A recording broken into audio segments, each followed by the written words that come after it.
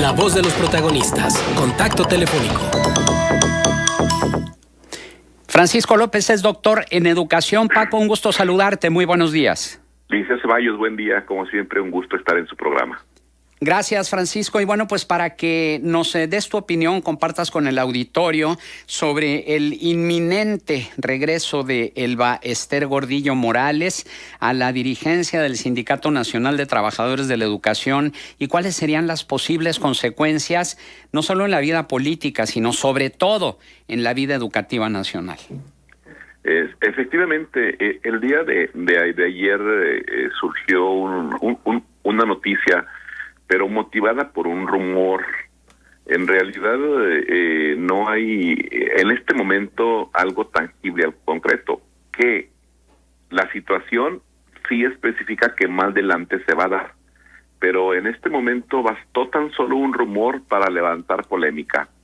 Y esto es porque la figura de la señora Elba Ester Gordillo, exdirigente nacional del Sindicato de Trabajadores de Educación, siempre es tema.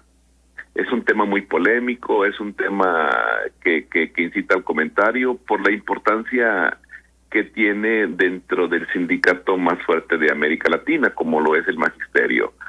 Hay que recordar que el antecedente inmediato de este rumor es que está impugnada ante el Tribunal Superior de Justicia Administrativa el liderazgo al frente del profesor Juan Díaz.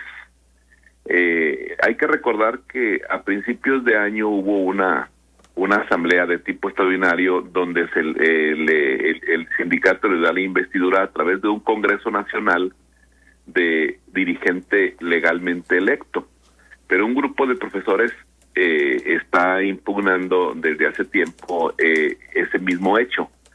Estamos a la espera de lo que decida el tribunal, pero también hay que ver que el tribunal está compuesto por 24 magistrados y los 24 magistrados dieron la toma de nota por unanimidad a la candidatura del profesor Juan Díaz como dirigente electo legítimamente.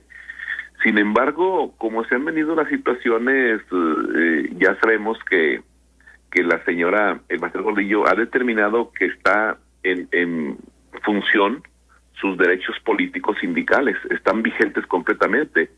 Entonces, como tal, ella puede aspirar a ser dirigente, pero la realidad es que también se mencionan otros nombres.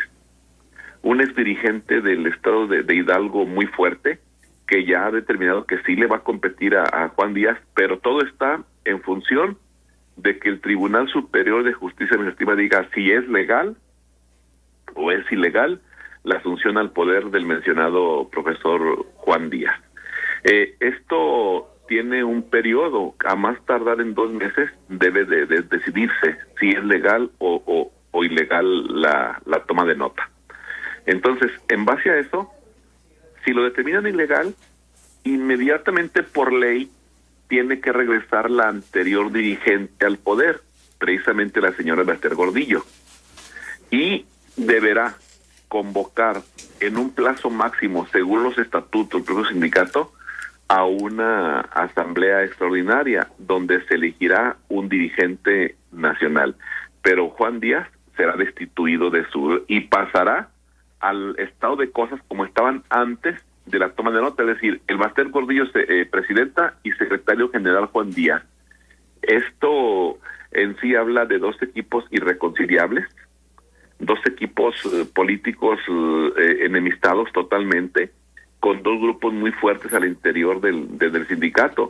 Pero, insisto, todo va a ser determinado por lo que decida el Tribunal Superior de Justicia Administrativa. Entonces, en caso de que sea atendida la demanda para impugnar la presidencia de Juan Díaz, entonces, lógicamente, Elba Ester Gordillo entrará de nuevo, aunque sea por 3 meses, a la presidencia del Sindicato Nacional de Trabajadores de Educación. Ahora, Paco, de acuerdo con lo que ha trascendido, es que se espera el fallo del Tribunal Superior de Justicia Administrativa y de lograr el aval Gordillo Morales será la presidenta legal y constituida para convocar a un congreso y así nombrar a un sustituto que sería el profesor Moisés Jiménez, que es muy allegado a la profesora Gordillo, pero también uno de los operadores de las redes progresistas de Andrés Manuel López Obrador, el presidente electo, lo cual pues viene a corroborar, ¿no?, el nexo cercano que hay entre la profesora y el presidente electo. Sí, desde ayer se empezó a manejar esa situación. ¿Por qué el maestro Moisés? Porque él fue el coordinador, el segundo del equipo coordinador de las redes magisteriales de López Obrador. Hay que recordar que el coordinador general fue el profesor Camacho, que viene siendo allegado 100% a la maestra Gordillo.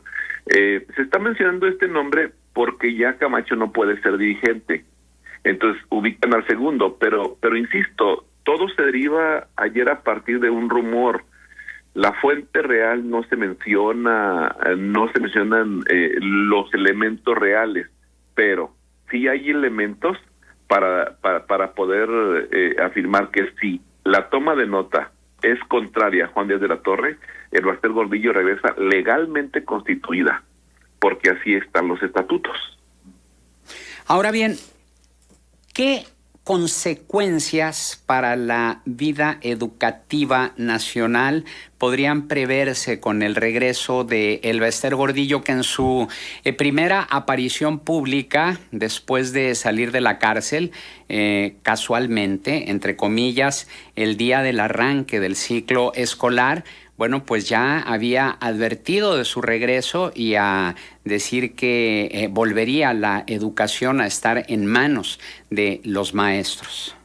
Sí, y hay que recordar que la primera aparición pública de la profesora Gordillo fue muy contundente en afirmar que la reforma educativa estaba muerta. Eso significa que coincide con el presidente electo López Obrador, de que la reforma educativa se va a derogar. Lo cual es interesante porque hay muchas voces en contra de la reforma educativa, pero también hay muchas otras a favor.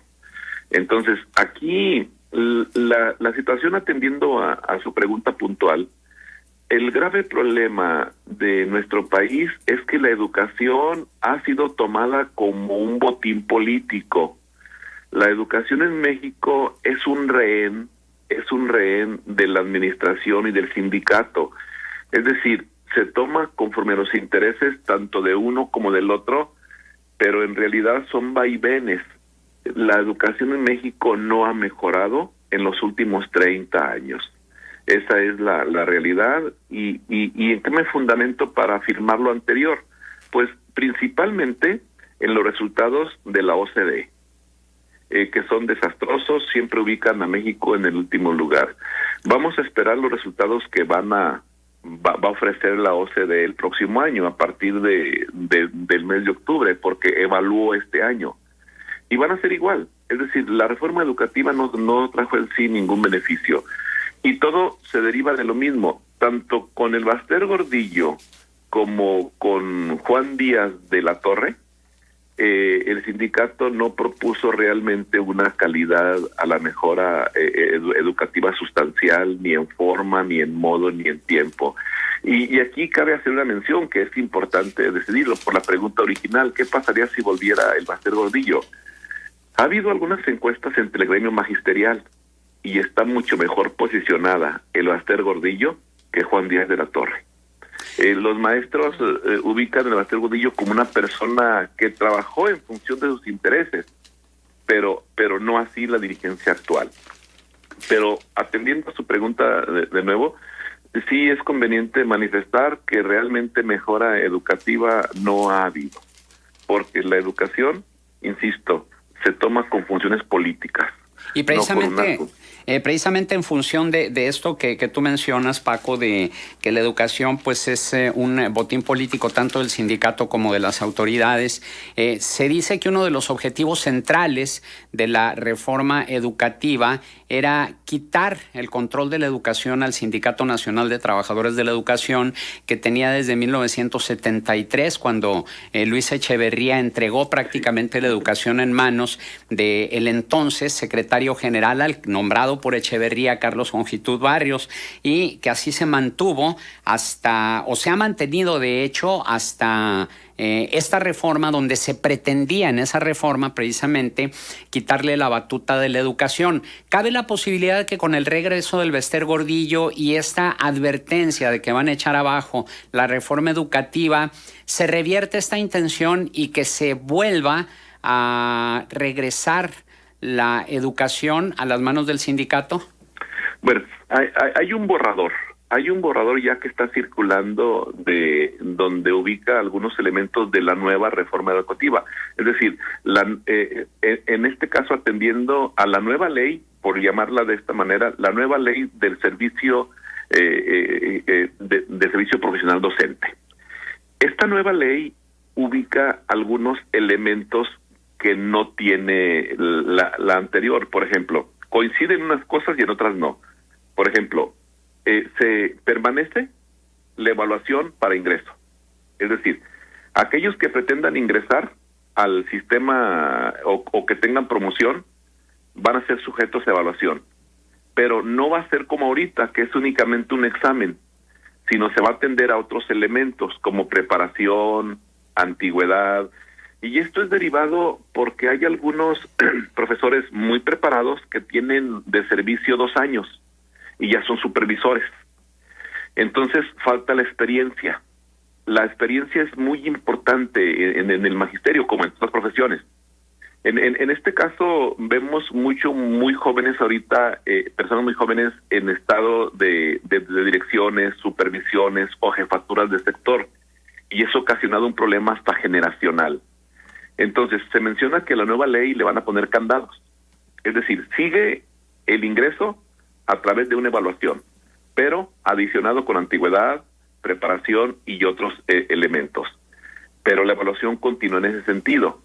En el sentido de promoción, el que quiera ser director, supervisor, va a tener también que ser sujeto a evaluación, pero también le va a contar la antigüedad, le va a contar su preparación profesional.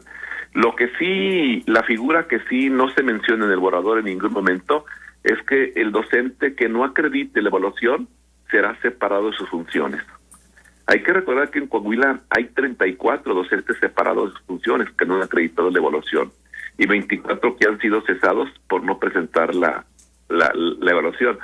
Es decir, esa parte punitiva es la que se elimina definitivamente, pero insisto, es un borrador, porque las afirmaciones a veces son contradictorias. El secretario mencionado para ocupar la función de educación pública en el país ha dicho una cosa, algunos funcionarios dicen otra, el Congreso dice otra, entonces hay confusión, pero sí está un borrador circulando en donde se mencionan algunos pormenores. En lo que se coincide es que la parte punitiva se va a derogar, pero va a seguir una evaluación en ciertos términos de ingreso.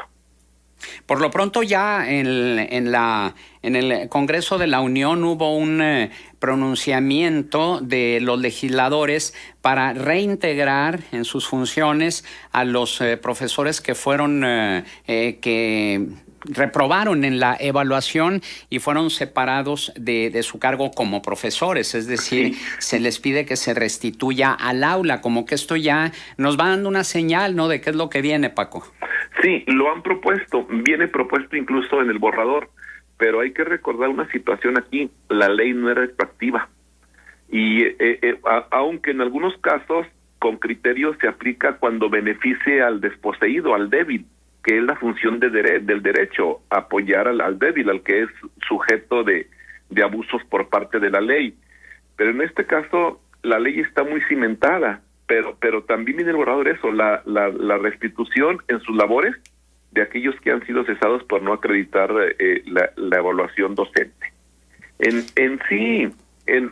Nosotros creemos, en base a lo que hemos analizado, que a partir de diciembre, entrando el nuevo presidente, es cuando se envía inmediatamente la iniciativa. Y en mismo diciembre puede ser aprobada por el Congreso, lo cual entraría en vigor entonces en enero. ¿Por qué?